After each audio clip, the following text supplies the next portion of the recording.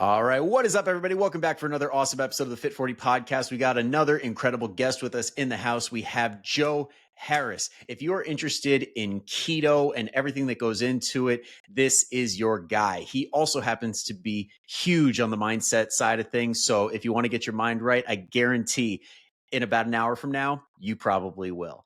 And along with all of that, just a fun fact, collectively, he's helped people lose over 100,000 pounds with his keto lifestyle diet method in his system. So guaranteed you're going to pick up a ton of incredible tips from Joe. But that being said, Joe, welcome to the show. Thanks for having me, man. Happy to be here. Very happy to have you. And I'm glad that you took the time out of your busy schedule to do this, because I know you're a father as well, right? Along with being an Yes, awesome sir. coach. 3 beautiful babies. There we go. There we go. Because I know this show gets a lot of mom listeners. So I know when it comes to the whole parenting side of things, it definitely changes the game. And I'm so glad that you have that experience to share with the keto included. Yeah, absolutely. Happy to do it. Awesome. Awesome. So before we jump into the way that you do things, I'm interested, what got you into keto in the first place? And what did that transition look like for you when it came to your own goals?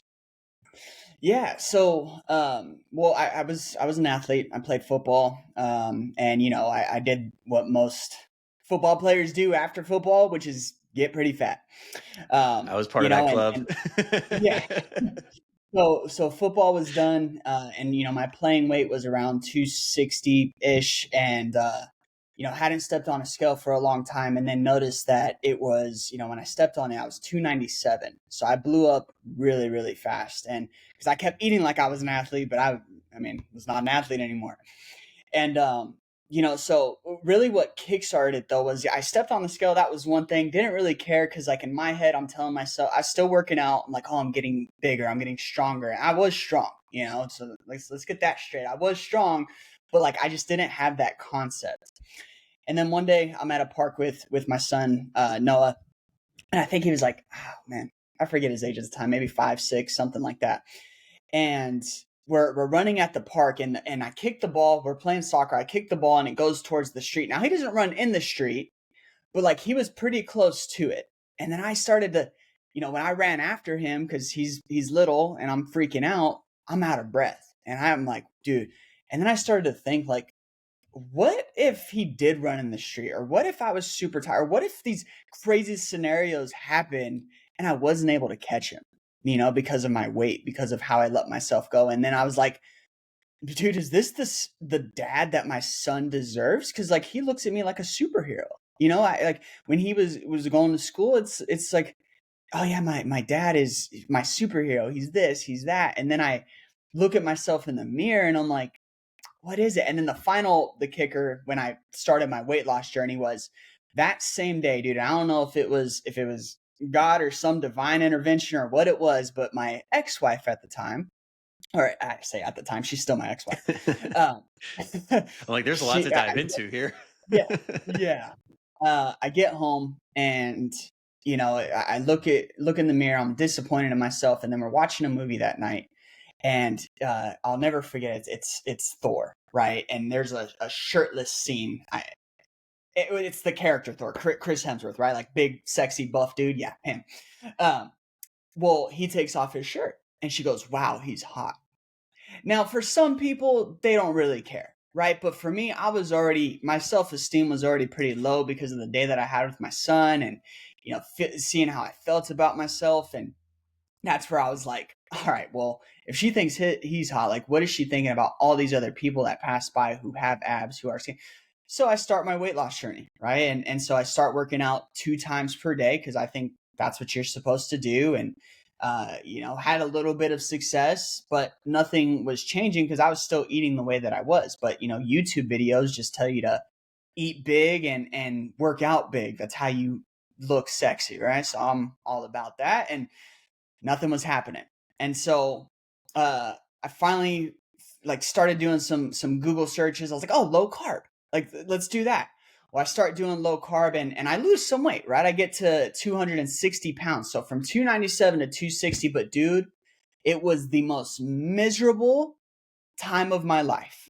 because all I knew was just removing carbs. I didn't know about adding fat. I didn't know about, getting the right amount of things. Like I literally just removed carbs. And I remember one of my meals, and it was, I remember this meal because I was gagging eating it. And that's when I was like, dude, something has to change. But it was ground turkey, so 99% ground turkey. It was green beans with no seasonings, no nothing on it, and that was it. Like and that was like a go-to meal. And then it was chicken breasts, and I was like, this is miserable. I was always low on energy. I was always feeling like crap, and I was drinking. I worked at a gym at the time because I had started losing weight, and I got pretty. It's like, oh, I'm gonna go work at a Anytime Fitness, and we had a coffee maker, and so I'm over here. I'm doing 2 scoops of pre-workout a day. I'm having 4 cups of coffee per day, and I'm still getting home, and I'm exhausted. And I'm like, this is not right. Like, I think if I'm having this much caffeine and eating right and losing weight, I should probably have more energy. Like something's wrong.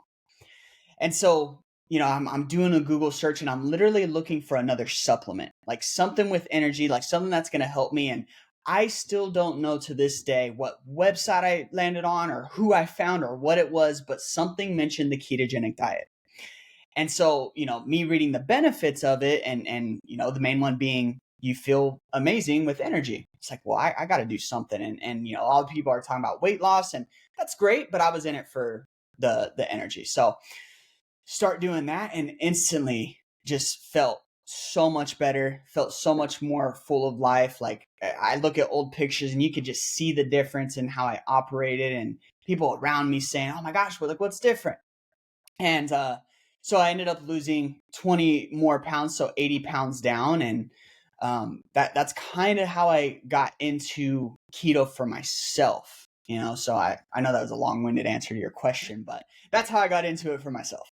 No, that tells me a whole lot. And there's a lot of directions I want to go with this. But the one that stands out the most is that you were using the words low carb and keto. And I know a lot of people use that interchangeably. And you Yeah. said that low carb was pretty miserable, but then keto shifted things for you. So for somebody who's not too familiar with the differentiation, like what was the big difference for you between the two methods? Yeah, so the biggest difference was adding fat to my food. So like I always thought, like most people, that fat is bad and that it's gonna, fat is gonna kill you, it's gonna make you fat. And so but there, I think at the time, like going low carb was kind of the hot thing, and then it transitioned into keto, and then that was the hot. And I was doing this stuff before it was hot, right? Like I missed out on a lot of business if I had known it was gonna take off the way that it did. Um, but the big difference was just adding fats to my food, not being scared of higher fat meats, and uh you know adding butter to like I'm literally drinking coffee with butter and heavy cream right now, like just adding fat to things, and realizing like, oh my gosh, this is actually more beneficial for me than low carb. Like the fat is fuel. It's not something that's going to make me fat. It's also going to keep my insulin levels down. It's also going to, like, just all these other benefits from it. But that's the biggest mistake that I see people make is you might be in a state of ketosis going low carb, right? And that's why people join and they're like, oh, so, Joe, my ketones are 0.5. I don't give a dang. Like, I don't care what your ketones are. I want you to feel amazing. Because just because you're in a state of ketosis doesn't mean that you're going to feel good. So you can go low carb and start producing ketones, but that's not the way that you want to do it. You want to make sure that you're getting an adequate amount of fat so that you actually feel really good. So that's the biggest difference is, when you cut out carbs, it's not just, oh, cut out carbs and eat lean foods. It's cut out carbs, make sure you're eating the right amounts of fats, adding fat to your foods, and eating the fattier cuts of meats as well. Now you can have the lean stuff if you enjoy that better, right? But it's all about adding fats in different places. So maybe you're cooking in coconut oil or avocado oil, or grass-fed butter, or things like that if you like the leaner side of things. But don't be scared of getting the higher fat foods, because those, in my opinion, and the people that I work with, satiate you, or make you feel fuller so much longer than if you're just eating lean foods all the time. Got it. Got it. Now, when it comes to the energy, it's interesting because, I mean, We know people respond so differently depending on if they like prefer carbs, if they prefer fats. But at the end of the day, it's like we need some form of an energy source to get us through the Yeah. day. So, Yep. being that keto, the big one is fat. It's pretty much almost all fat. What Mhm. are some things that people get wrong? Because I know there's things like the keto flu and people have trouble adjusting. What are some common things that people just don't get right off the bat? Oh man, that one's easy. The number one reason for diet failure, especially when you transition from carbs to, no carbs, is everyone thinks like, "Oh, I'm detoxing," or "Oh, I'm supposed to get the keto flu," or "Oh, I'm supposed to do that." That's not true at all. Like, you are not supposed to get and then you got these slimy salespeople, and sorry if I offend any of your listeners who sell ketones, but you got these slimy ketone salespeople say, "Oh, you want to avoid the keto flu? Well, spend two, three, $400 on these ketone things." And then, by the way, if you know any friends, like they get you in that whole pyramid scheme thing. Um, so they'll slide in and try to give you some ketones and say that's why you're getting keto flu. And are there BHB salts that make you feel a little bit better? Yes. But to answer that question, the number one reason for diet failure is a lack of electrolytes. So when you're eating, and you know this, but when you're eating carbohydrates, you have more water retention. Well, with that water retention, you have your electrolytes circulating, right? Like, so you don't necessarily need as many, because the ones that you do have, when you add seasonings to your food, when you eat the higher carb foods that have more potassium in them, like, you just have that naturally circulating. Well, when you deplete yourself of carbs, those electrolytes go with it.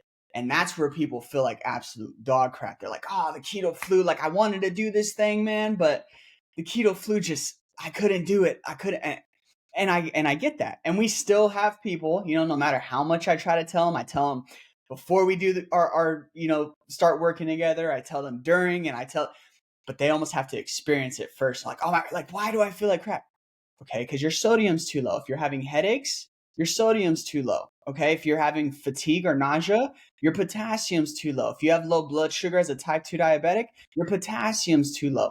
It's the deficiency in electrolytes, not the diet itself. So that's the first pitfall. If I had to put it on one, like, if you're going to transition, like, you're going to listen to this podcast and be like, "I'm going to go start keto tomorrow," make sure that your electrolytes are in order. Okay. Second thing is not knowing the right foods to eat. So a lot of people these days think that keto is in a box, that you can have the keto cakes, the keto pies, the keto, and somehow magically that it's just different. Even though there's 70 grams of carbs in there, that somehow the fiber or the sugar alcohols just makes them go away. Like, they're just not existent. That's just the most, it's a marketing gimmick, right? I think you know this because I'm sure you Yep. have people come to you and they're like, "Well, yeah, I just wanted to cut down on my sugar and this, so I did the keto whatever." It's like, dude, you're gonna have so much gut disruption, it's gonna be insane. And those sugar Um, those sugar alcohols do a number. so bad. Hey, we just need So that one spurt of like where you can't stop farting for your significant other to be like, "Stop, please." Well, what's crazy is people do that and they don't even know that it's the sugar alcohols. Like, Yeah. they implement those thinking that somehow it's going to be healthier, but like, it just disrupts your gut microbiome. You start to feel just bloated all the time. Like, Well, and then it's throw just a giant amounts of protein on top of that. If we're an active population, it's like the perfect exact storm. exactly. Yep. 100%. And they're like, "Oh, it's the protein. I'm just eating too much protein." And it's like, it might not be that. It's probably going to be the sugar alcohols or so that's the other thing I see is keto's not in a box, right? So you shouldn't be buying things that are labeled keto, or are some possibly healthier? Yeah, like, you can go to the store and you see butter on the shelf, like grass-fed butter, and it says keto on it, right? Like, yeah, cool, whatever. But you shouldn't be like, "Oh, Slim Fast has a keto Snickers bar. That's healthy for me." It's not. You're going to stay fat. You're going to stay overweight because you're eating these things, because you're not going to eat them and then be satisfied, right? You're going to eat Yep. them and then you're going to want the whole box, and you're going to think that you're doing something healthy. And then when you gain weight or don't lose any weight, you're going to blame the diet and not the crap junk food that you were eating. And this isn't just the keto stuff. Like, there's a whole bunch of, like, even protein bars in general, how much sugar and how much carbs, and how, if you're a bodybuilder or you're very active, cool.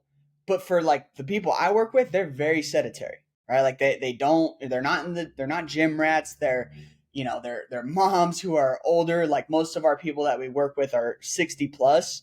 And so, they're just trying to be healthy and live a long life, and Yeah. so that's the second thing that I would see. And then the final thing, there's a lot of things I could cover, but the final thing is not knowing how to structure your meals.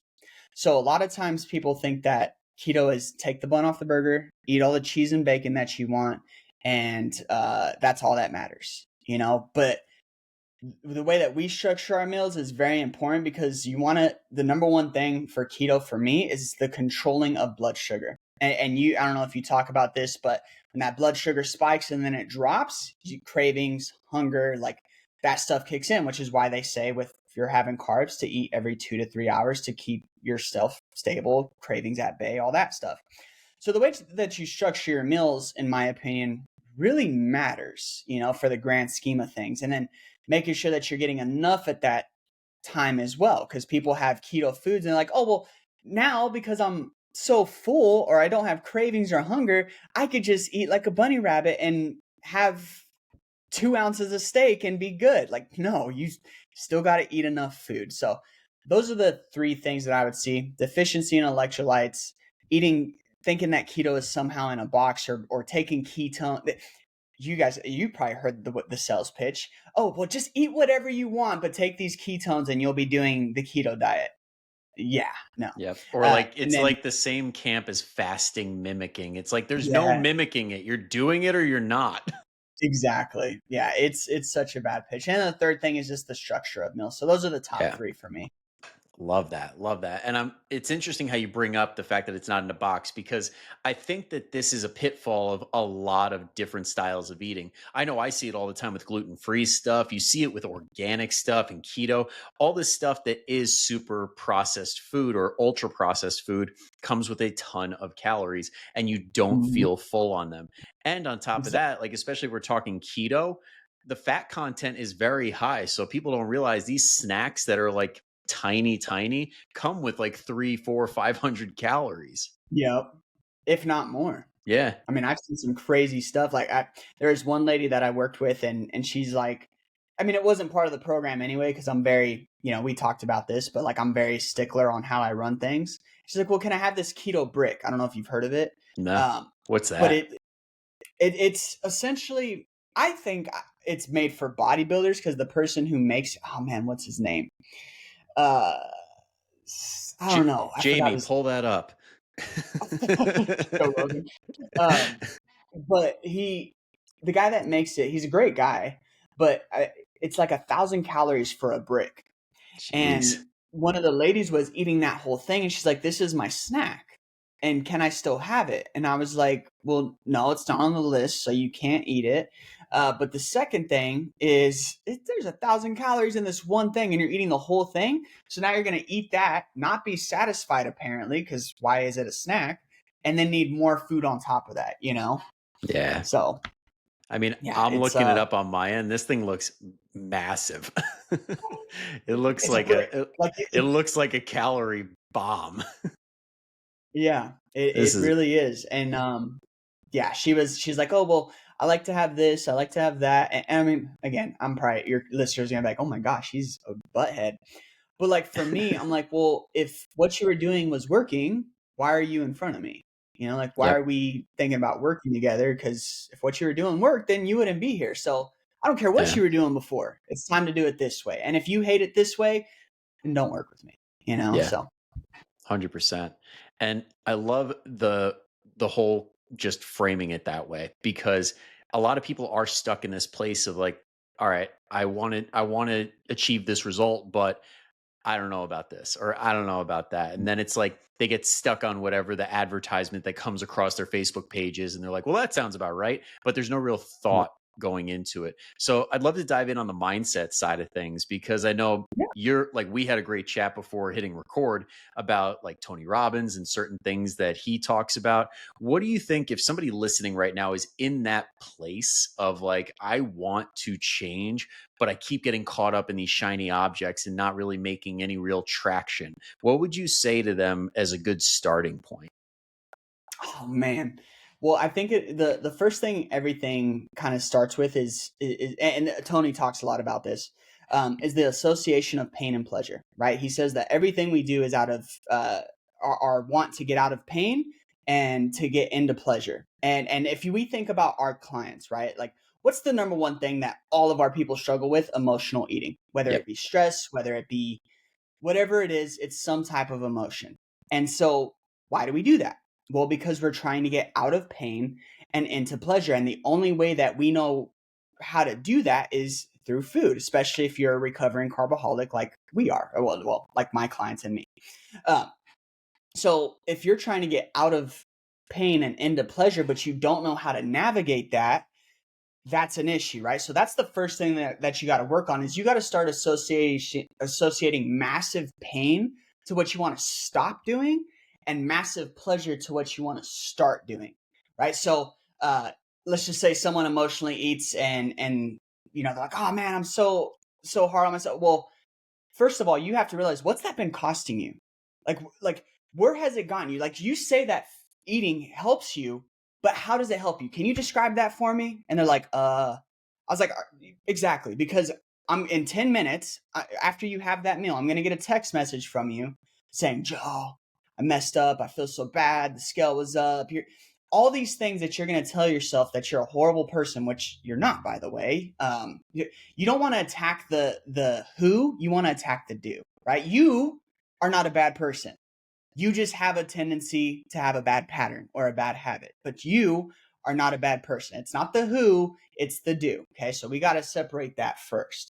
Then it's having that cost analysis. Like, what is this actually costing me? What is it going to continue to cost me if I don't change it? And then what are the pleasurable things about that? So for example, if you, and you got to get dark, you got to get deep or it doesn't work, And so when I talk about this stuff, like, it's never to make someone feel bad. It's just like, I need you to see the pain that it's costing you. And one of the questions that I ask people, especially if they're heavier, like 300-ish pounds, I'm like, hey, can I just ask you a question? Like, I know that you have this emotional eating thing, but you also have 4 kids and they're still of the age of they're living at home with you. Are you still around in 5 years if you keep continuing this path?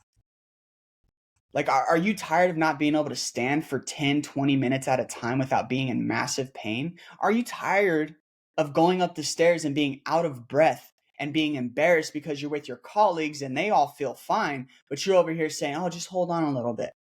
Like all these different, and again, that's not to make you feel bad. That is not like shaming you. I want you to have that pain so that you can then get into pleasure, because then once you know the pain, then it's like, okay, how do I get myself into pleasure? Well, man, I'll be able to not be out of breath. I'll actually be able to live for my kids. And here, what do they always say? I would die for my kids. Well, why don't you live for your kids? Like, why don't we do that? Because we're always focused on how we'll die for them. Why don't we live for them? Why don't they deserve a mom who actually has confidence? Do you really think that you're going around life and you're just miserable and you don't think they're seeing that? They see it. Yeah. So we owe it not only to ourselves, but to our family, because we tell ourselves that, man, I'm giving everybody my all. You don't even know what your all is, because you haven't lived it in the last 20, 30 years. You think you are, but you don't even know what your potential is yet. So how do we get out of that, right? So that's the first thing, is our association of pain and pleasure. And there's tactics and things like that. We'll be here for 6 hours if you want to go into those. But, and then the second thing is our belief systems. We question, and I believe this is an Alex Hormozy quote. He says, we question all of our beliefs except those that we truly believe. And so what I've found with the people that I work with is they question all of the right things, like, should I be doing this? Should I be doing keto? Should I be tracking my food? Should I be? And they don't question the wrong things, right? So when a belief comes up, let's just take a simple one. Let's talk about the scale, right? One of the things that we have our people do is we have them weigh every single day. I talk about this concept of being a scientist, to where don't focus on the scale. Just what I need you to do is I need you to go collect the data. You're going to pretend that you're putting on this lab coat. You're going to go collect the data and you're going to submit the data to the person who's going to make the decisions about what we should do next. That's me. but you don't focus on that. Like, you're working with me so that you don't do that, right? Well, if they so much as have a fluctuation, that dictates their entire day, right? But it's because of their old belief systems as to, oh my gosh, if the scale fluctuates up, I must be doing something wrong. And because I'm doing something wrong, why am I working so hard in the first place? And if I'm working so hard, like, what's the point of doing this at all? And so they quit, they go back to their old ways, they gain all the weight back. And the next thing you know, they're like, oh, well, this is miserable. So they start again, but now they're 20 pounds heavier because of their old belief systems of what the scale meant. Yep. So that's just another thing, is like, in order to change your beliefs, you can change any belief that you have, right? Like, I can be on this call and change your beliefs about the ketogenic diet just by asking you enough questions. And so what we need to do is, we need to, like, when something happens, like, is it reasonable that I followed this nutrition plan and it's helped me lose 10 pounds in the last 14 days? Let's just say, right? Those are pretty extravagant numbers, but let's just say it did that. And then you fluctuate up one day and you're like, oh my God, I must be doing something. Like, did you eat 2 boxes of pizza that I don't know about? Did you go off plan? No, I did everything the same. So is it reasonable that the same plan that's helped you lose all this weight is all of a sudden going to make you gain the weight? And then if you ask that question, it's like, well, no. Okay. So it's unreasonable to believe that. But if you don't question that, that becomes part of your subconscious. You start running on autopilot. And when you run on autopilot, where has autopilot gotten you so far, right? Where have your patterns gotten you so far? To where you are today. And are you happy with where you are today? No. So we need to change our belief systems. And then the third thing, see, because I'm like going through the whole thing right here. But when it comes to the belief systems is a really crucial one, and something that we have to understand, because I think Ed Milet says your brain goes to work on proving your beliefs true, right? So it doesn't matter whether it's real or whether it's fake or whatever.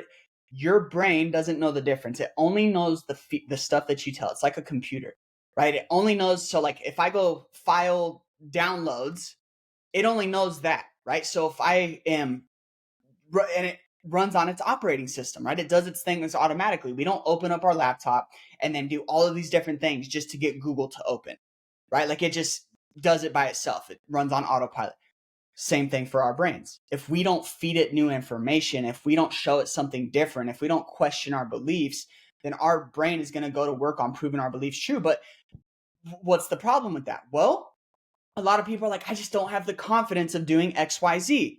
Well, we don't build confidence, we build evidence, and that evidence builds confidence. And the way that you build that is by keeping promises to yourself. How do you keep those promises to yourself? Well, you go to work on proving your beliefs true. So if you believe that you're a failure, your actions are going to align with things that fail. So when you have that fluctuation, because you already feel like you're a failure, you're going to keep failing because that's already your belief, and your brain's going to prove that true. So we have to question that. We have to change that. We have to knock our patterns off, and we have to be intentional about it, and we have to make it extreme. So I'll give you one example is, Tony Robbins talks about this, but he says that he used to be a nail biter, right? Like a really bad nail biter. And the way that he did that was he in order to stop doing anything, you have to break your pattern. So like, for me, when I get an email or a text message or whatever from somebody who's, for lack of better terms, wallowing in self-pity, I'm not the coach who's, again, I never make someone feel bad. I just ask them different questions, because that's the other thing, is to get someone to focus on something different. You have to ask questions. You could do this with yourself. You could do this with others. But one of the things anyways, I'll just finish that email thought. When I get that, I ask, oh, I did all this, I had this emotional event come up, and then, hey, by the way, I know that you're going through that, and that sucks, right? It's a hard situation, but I'm just curious, did you eating that box of pizza, did that fix anything? Like, was the problem still there? Do you feel better about yourself? So why are we doing it? Like, why are we repeating that pattern? Because we already know that it's not fixing anything. You still don't have a job, for example, right? You still don't have a job. You still lost your job. You feel horrible about yourself. And now you're probably going to go backwards because you feel bad about yourself, right? Like, those are all the different things. And then the last thing uh, is about, getting to ask questions that change someone's focus. Right. And that's what I want to do when I get that email is like, okay, you're focused on all the things that are going wrong right now. I need you to focus on the fact that, hey, you still submitted your check-in. Hey, you're actually being honest about it now and you're not hiding from it anymore. You know how huge that is? Like everyone thinks that that's not a big deal. That's a huge freaking deal because what did we used to do? We used to hide from everything. I thought like you're actually doing the right things now. You're not hiding from it. And so, belief systems, pattern interruption. And so, anyways, back to Tony Robbins, he used to fling his hand really hard. Like he would go up to his mouth and he would bam. And he would do that to break his pattern, right? Because it has to be outrageous. And so for us, it could be questions we ask ourselves. It could be the words that we use. So like one of the things I used to do to break my pattern is I used to say frustrated a lot. And if you say the words frustrated, you could stay frustrated.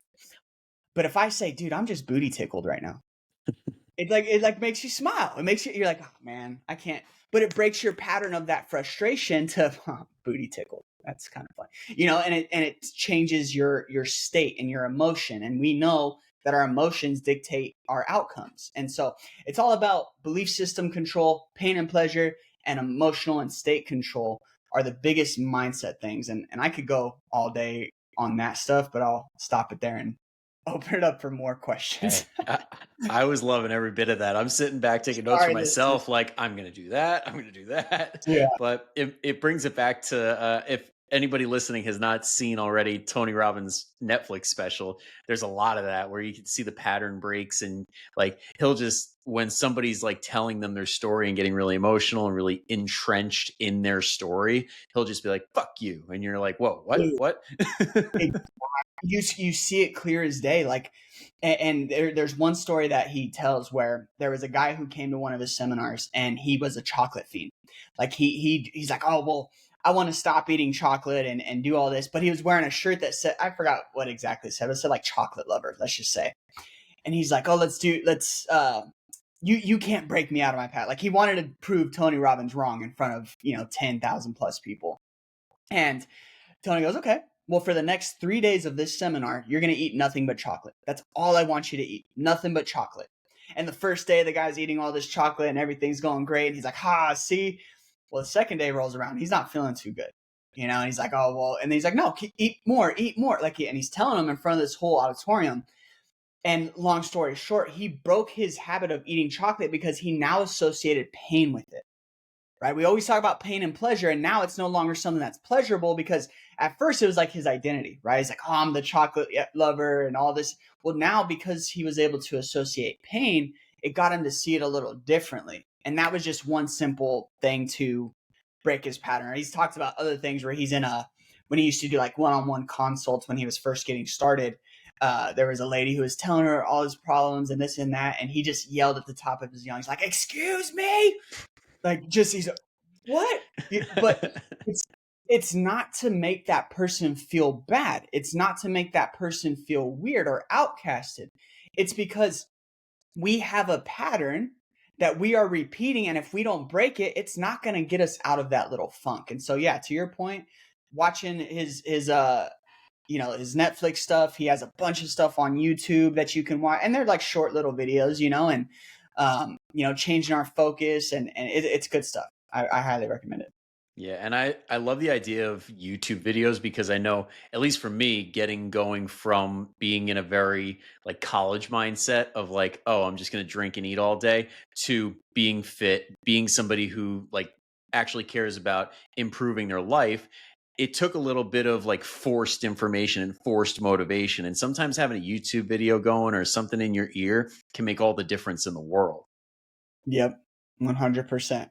100. Which Yeah, if I'm not reading one of his books, I'm listening to some of his words or and other people too, right? It's not yeah, just him, but just yeah, it's very important stuff. yeah, I'm sure everybody listening to the podcast right now knows exactly what I'm talking about. They got me in their ear every week, Monday, Yeah, Wednesday, good, Friday. But good. But no, that's incredible, because I know that no doubt there have been clients who have listened to this and taken it to heart and seen the differences. So did any of them come to mind, like any quick little examples of people who have shifted their beliefs, and maybe they came into the program or into your group and said, I am this, and then they completely shifted? Man, there's been a lot more that have than a lot more that haven't. And you're familiar with my process, and we try to weed people out who don't want to change in the first place. And one of the things that we try to get people to do right away is not lead with an excuse. Like, don't tell me why you can't do something. Tell me why you should or you must do something, right? Because we'll only change if it's a must situation. Well, if change is to last, it has to be a must situation. Like, you have to know deep down that you must. And so that's like the first cornerstone that we have to have, is that you have to be in a state of mind where I must change this or else. And so those are the people who change. But like every check-in that I do, there's some type, and you have to look for it, right? Like, I'll see it, that our clients don't see it, but I will see where it's, the old you. Like, okay, so let's see. Let's check-in cycle. I had someone who, her insurance, I guess, got canceled, and her husband's job was up in limbo or something like that. And she went a little off plan, right? She had a moment of despair and getting off plan. And, you know, the first thing I do is congratulate people, but then I have this whole analogy that when I'm in coach mode, I flip the hat around and I ask, like, all right, it's time to be your coach, right? Like, I even put that in the response, like, hey, time to be your coach though. And, one of the things that I told her was, first of all, I bet the old you would have made this a week-long thing. Like, you would have taken all of these emotional moments, and instead of just one day of being off plan, you would have went weeks, if not months, and just wallowing in it, right? So that's the first step of a huge thing. The second thing is just the fact of submitting your check-in stuff, like your results, right? That's so huge, because when most people are embarrassed of something or don't want to, like, ignorance is bliss, and so they'll ignore it because they're embarrassed by it. That's another huge step, right? So I mean, I see that those types of things, as small as they are, I think they're huge things, because now you're no longer the person that used to do that, and you're becoming someone new. You're not hiding from it. You're actually being vocal about it. You're talking about why you're doing it, but you're also talking about the solutions. So when I got that check-in, and I, flipped my hat around and was coach mode, it's a hard conversation, right? Like, you've probably had these conversations with people where it's like, man, I hope they know I love them, because I do. And I promised to them the first time they meet me, I was like, hey, look, I'm going to treat you like your family. I don't know if that's good or bad, but with my family, I'm very direct and honest, and I just don't know how to be another way, right? And so I have that conversation, but it's always from a place of love. It's never, I used to be 300 pounds, and so I don't want to beat around the bush of, I want to get you out of that. So, telling her, like, hey, did it fix anything? Like, I need you to get to see this. And then her even saying, like, that's so true, and thank you for that response.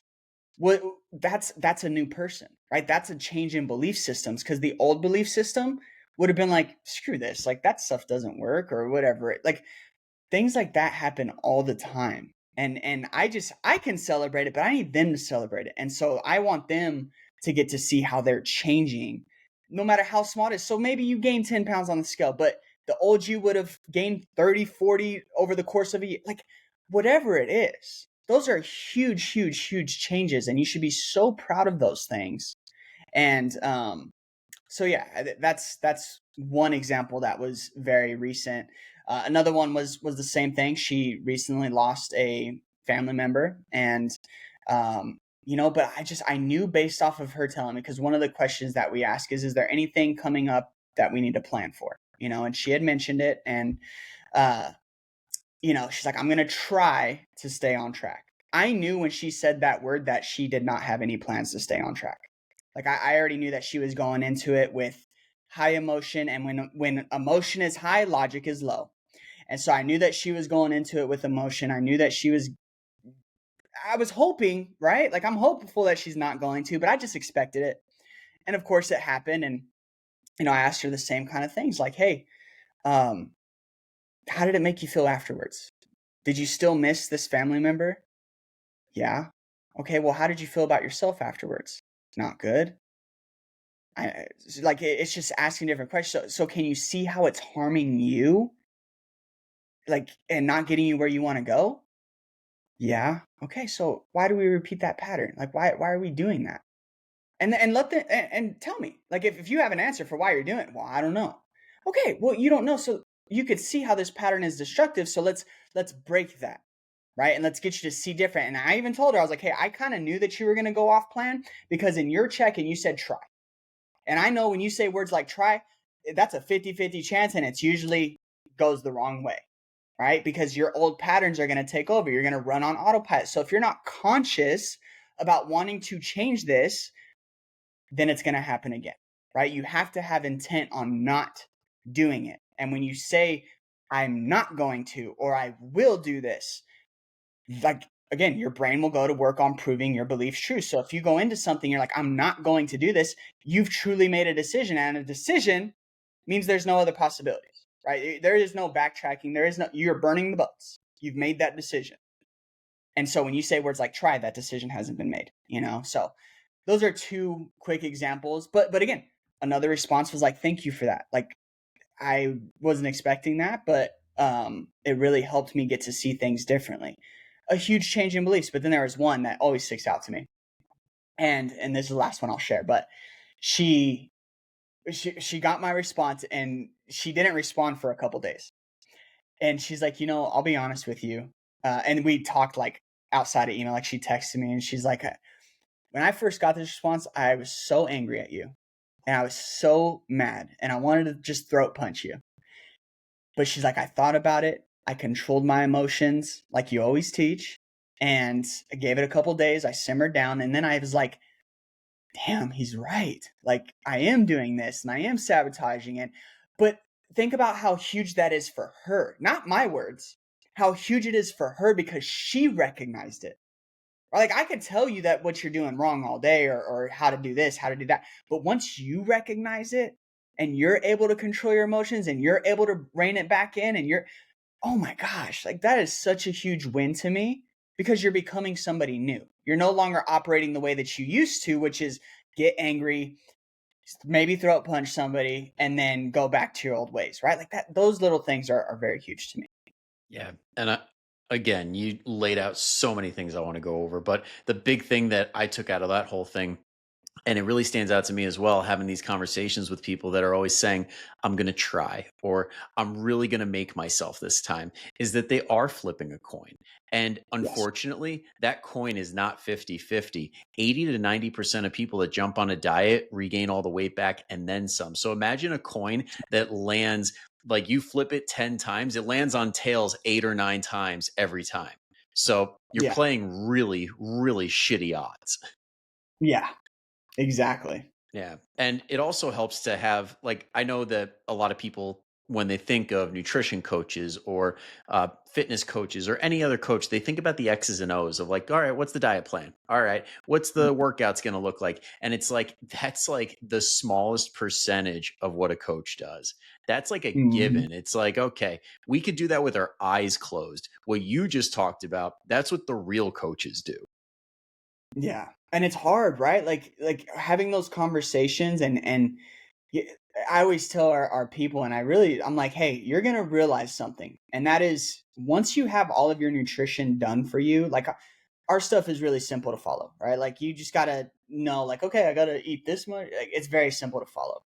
But I'm like, that's the easy part. You think right now that that's the hard part is the nutrition, but you're going to find out that it's all the stuff outside of the nutrition, all the stuff outside of the gym. Nutrition is a big part of it, but it's the mental side of the stuff that you're going to have to overcome on a daily basis, usually battles with yourself, and we got to change that. And so it's like I used to, for a brief period in my career, I was always talking about nutrition, right? Like, oh, periodization and carbs do this and oh, what fats should you eat? And like just all that stuff that everybody always hears, right? But then I was like, you know what? This isn't where people struggle.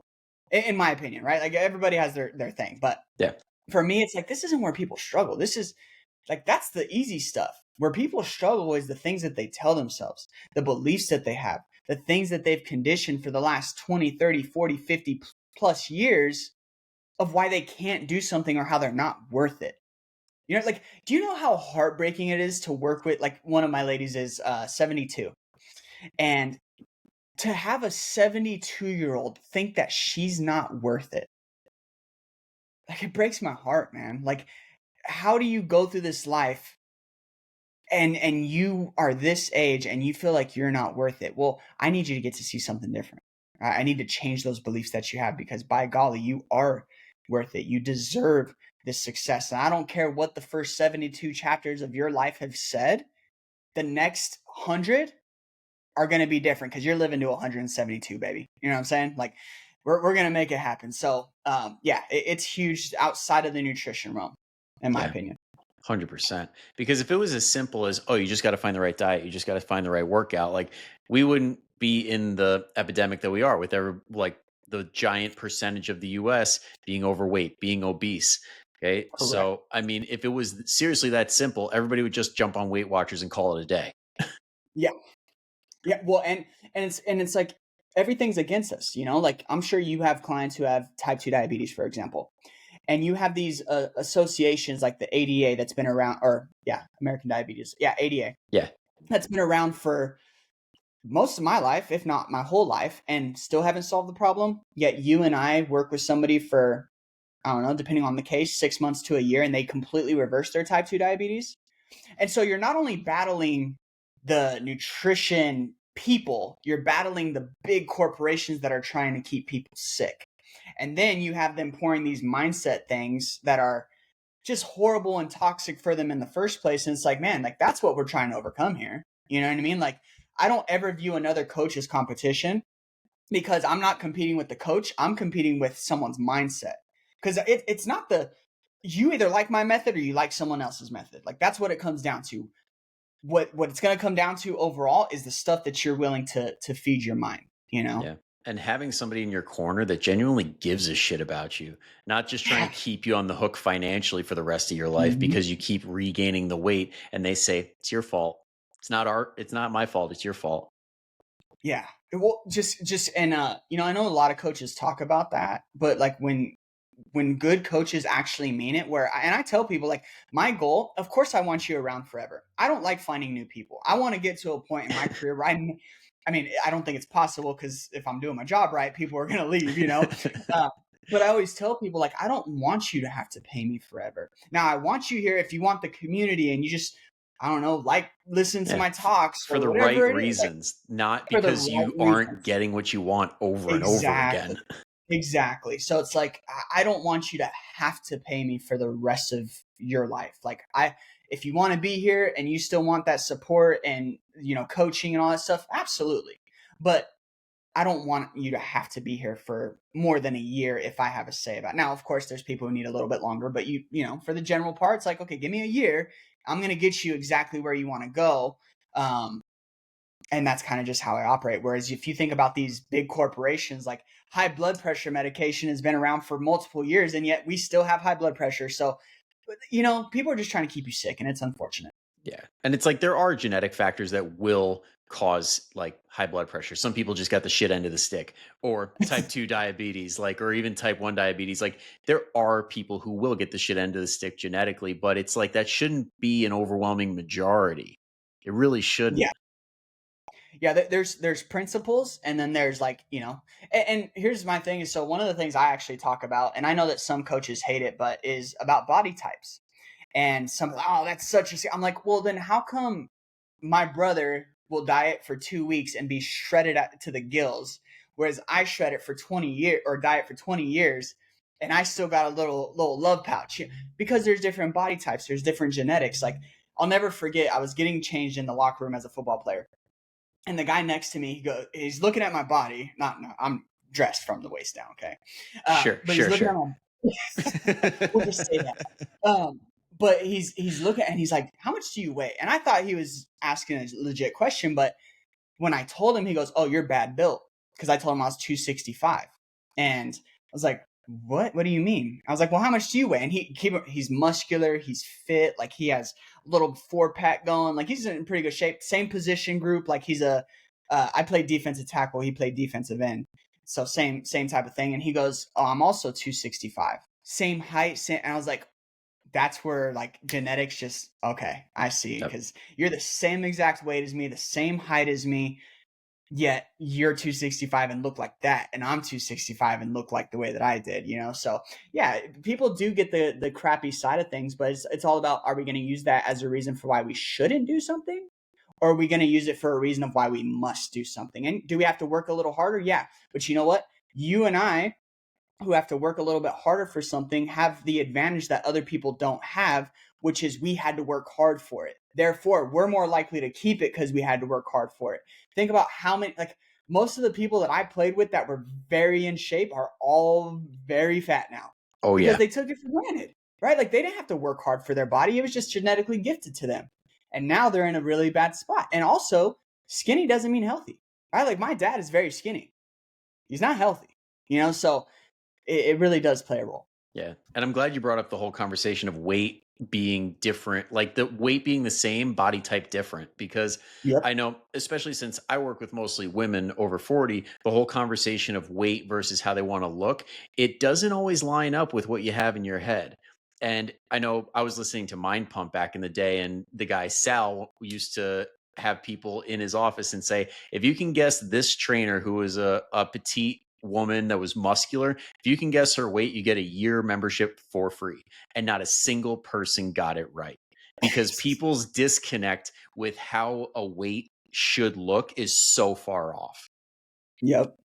Exactly. Yeah, it's crazy, and what sucks is the people will blame themselves because they just look at the number on the scale, and it goes back to the beliefs that we have. Like we never question them. So when doctors tell you that you're supposed to weigh X amount, and you have some person who works out and they weigh more than that, and they're like, oh, you're unhealthy. It's like, do you not see my body? Like, what are you talking about? I'm unhealthy. Yeah. Just And yeah. that cracks me up, because like my fiance is a physician, and she's honestly one of the younger ones, so she got the newer age of the, I guess you could say, like the guidelines and everything. So all these old guys are like operating the way you are, or you're saying that they are.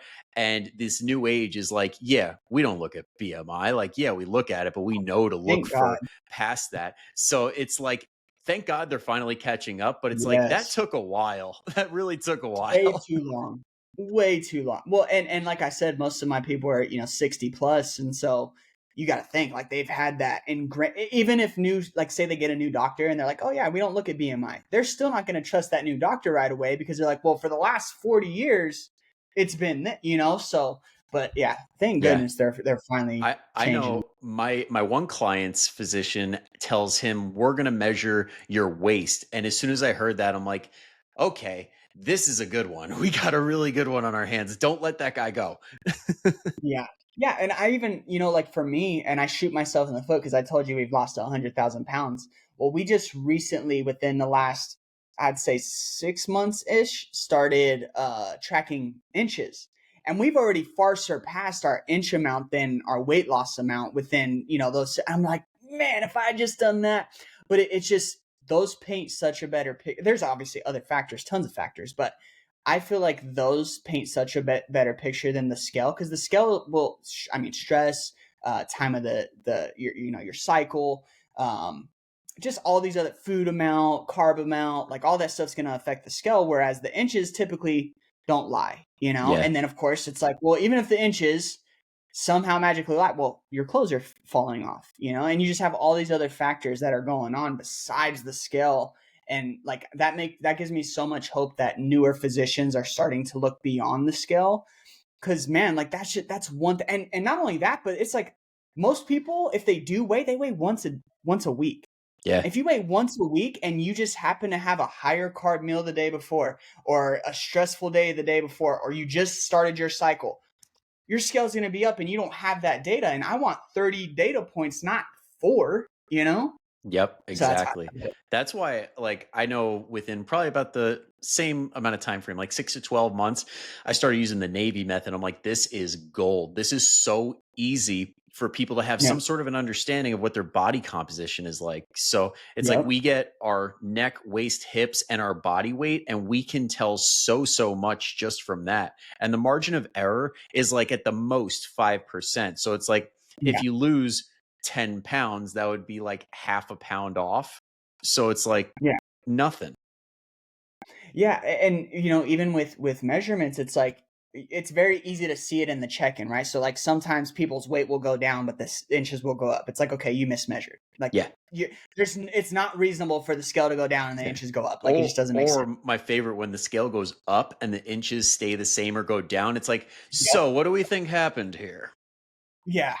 Well, oh, that's the one where we get into the old belief systems because I'll be like, yeah, and you probably get these check-ins too. Oh, I know I lost 3 inches this week, but the scale didn't move, Joe. So what am I doing wrong? It's like, what are you talking about? Like, if you're losing inches, you're Yes. losing body fat, and I trust me, you want to lose body fat. You don't want to lose weight because I could take you right now and cut off your foot, and you'll weigh less. Yeah. Why not just save yourself some time? Chop your arm off, call it a day. Why are Yeah. we doing this bullshit diet? Yeah, but then the inches will be the same, and you'll still have the same amount of body fat. But hey, you weigh less. You know what I mean? So it's like, and you see it with all these other extreme things too, where they start losing their hair, they start having brittle nails, they start crashing their hormones, and there's 25-year-olds losing their cycle because they're dieting so hard. It's like, but you weigh less. Like, congratulations, you look like you're sick, but you weigh less. It's so much deeper than that. Yeah. So I'm And glad that physicians are seeing that. yeah, and unfortunately, it does stink that like all the people who are on GLP-1 medications right now are seeing what we've seen and known for years with people extreme dieting. It's like, oh, Yep. I'm losing my hair. It's like, well, so have people before these meds. Like we know that like stuff like this can happen if you go too fast too soon and don't have everything else in check. And I think on that same token, it's like people are getting more curious, which is awesome, of like, how do we not do this and get the results? So it's like I'm actually like kind of hyped in the phase that we're at right now because people are like, okay, skinny's clearly not the objective here. I want to get fit. Yeah, exactly. Like, I mean, it's like the name of your podcast, right? Fit over 40. It's not skinny over 40. And there's a huge discrepancy between being skinny and looking like crap and being sick. Like, there's one lady that I worked with a long time ago. It was like probably 4 or 5 years ago.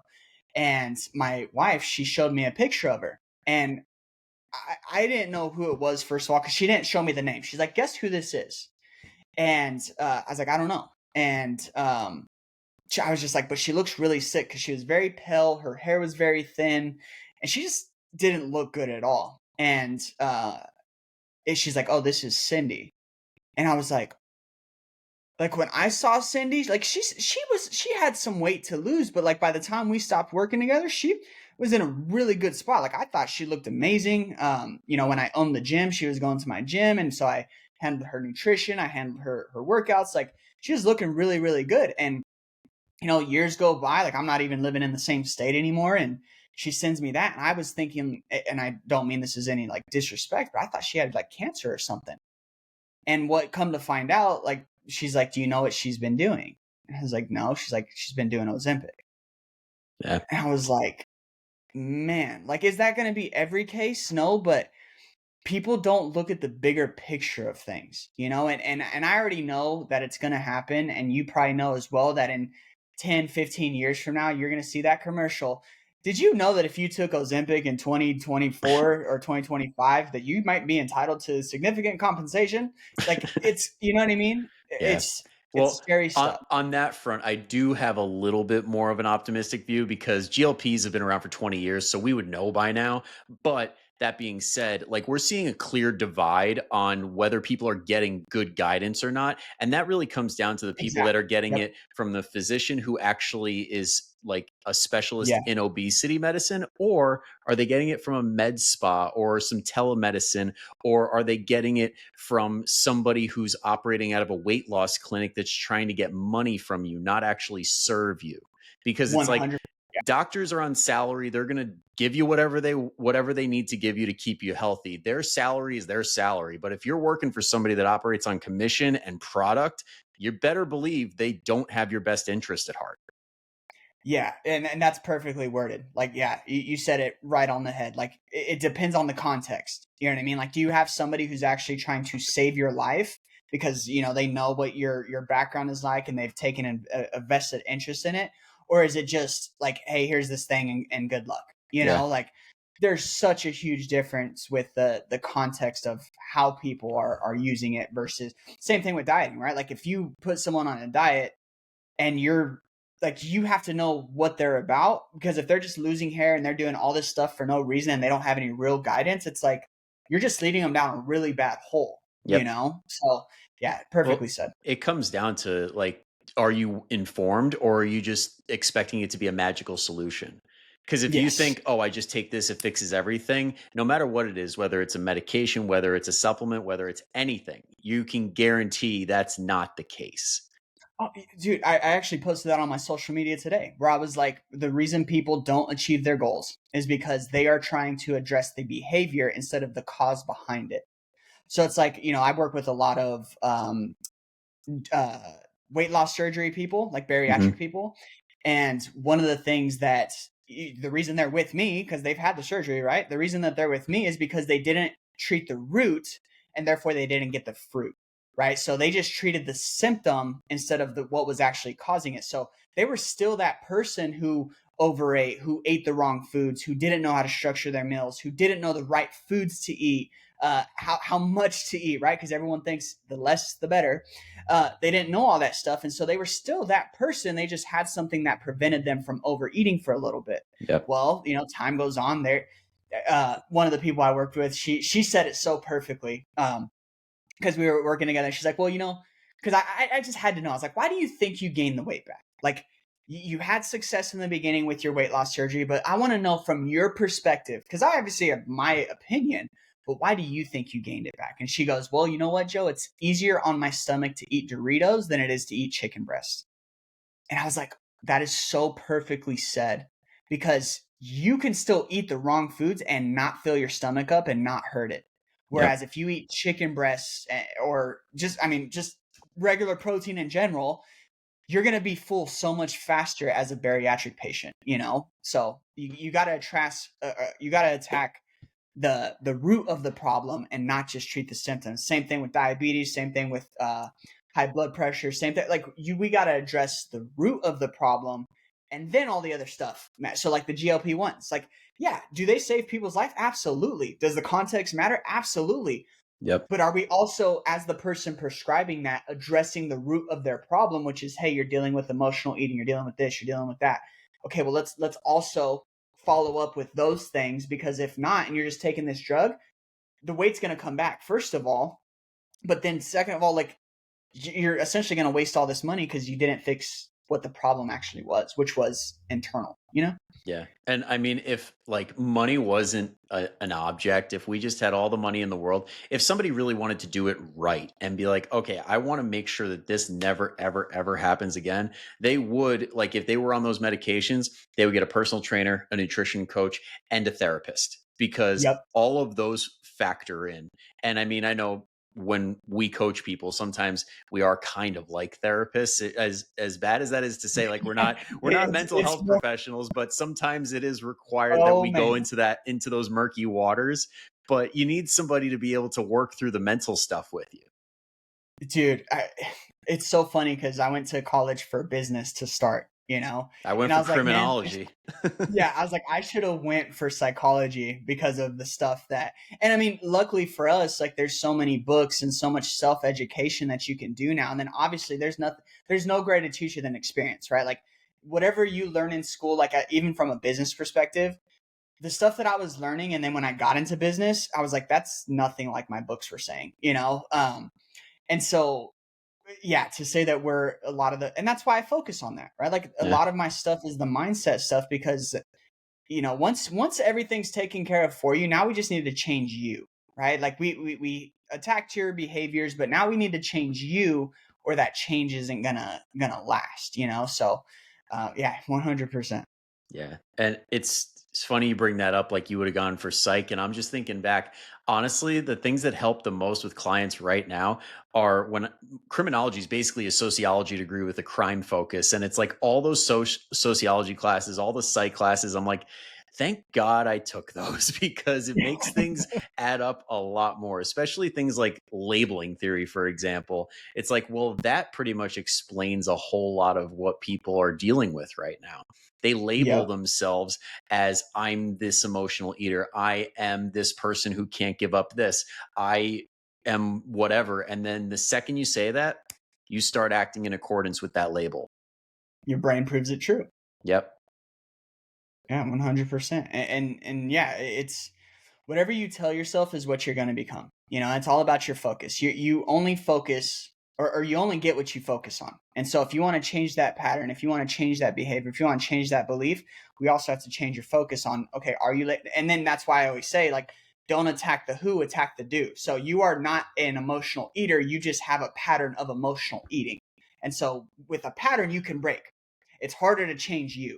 So let's change that pattern first, and then we'll condition it so that it becomes part of who you are, and then you can operate without even thinking about it, right? Like it's just part of who you are. Like I always give the Starbucks analogy where I used to live by a Starbucks and I used to go every single day, every single day. Well, wanted to save some money, so I got my own coffee and all that stuff, and I would leave the house to go take my supplements to clients, and then I would almost turn left to the Starbucks without even thinking about it because it's just part of my routine. Like that's what I did is I would go to Starbucks, take the supplements, go to Starbucks, take the and so it was like, and when I say supplements, it's not ketones, it's electrolytes. So don't be trying to flame me and the whatever.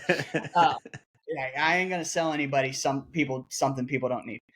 Check out my But affiliate code right after yeah, this. by the way, go to um, but yeah, like it took me a while to break that pattern. And so I tell clients the story about that. Like that's a perfect example of a pattern that you have, and you have to consciously change it. Like literally just telling myself, don't turn left, you know, and go a different way. And just sometimes just the awareness changes it too. Yep. Know thyself. Yep. Yeah.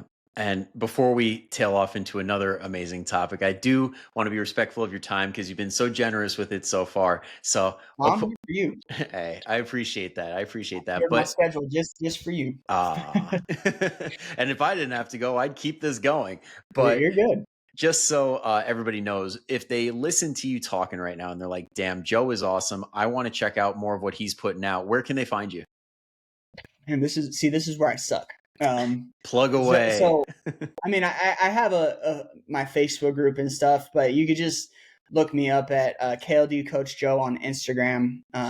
You can look me up on just Joe Harris on Facebook, which I don't know. There's probably like 1,000 Joe Harrises. But if you wanted to like really have a fine tuned place to where you could see all my stuff daily, is I would go to the KLD Weight Loss Secrets group, the Facebook group. There's about 19,000 people in there. And the only reason I'm saying the people is so that you know which one you're looking at in case there's a I just duplicate checked. link. It's at 20K. We're at that point now. Oh, well, hey, congratulations to me. Whoop de Uh, doo. Nailed it. We're at 20. yeah.